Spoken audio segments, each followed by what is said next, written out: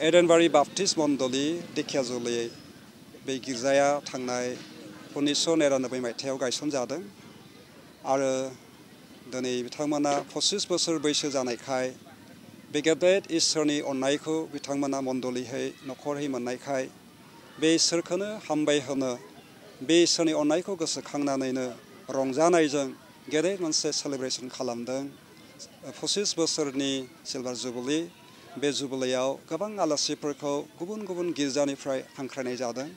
आरो बिथांमोननि मण्डलीजोंनो लोगो लाफानानै आंबो सासे बुंथिगिरि आलासि हिसाबै बे जुबलीयाव बाहागो लाफैनो हाबाय आरो बे साननैनि फारिलाइयाव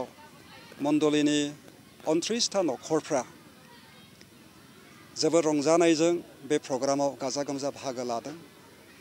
बिथांमोननि जारिमिनखौ नायोब्ला जों दिनै मिथिनो हाबाय 9था नखरजों गायसनजानानै दिनै 29था नखरसिम बे मण्डलीया दिनै एरबोबाय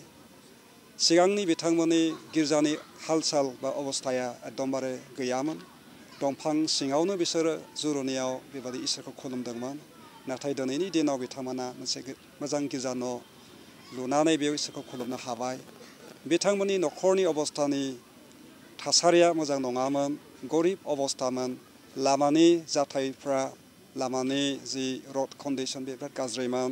किन्तु दिनैनि दिनाव इसोरनि अननायजों बे 25 बोसोरनि गेजेराव बिथांमोननि लामाफ्रा नखरनि अबस्थाफ्रा गोरों मानसि गैयामोन सोलोंथायाव बिथांमोना आवगायबोबाय गासैबो बिथिङाव बे एडेनबारि मण्डलीया गंसे जौगाबोनाय मण्डली गेरेमसा मण्डली जाबोबाय आरो बिथांमोना बे गेदेर इसोरनि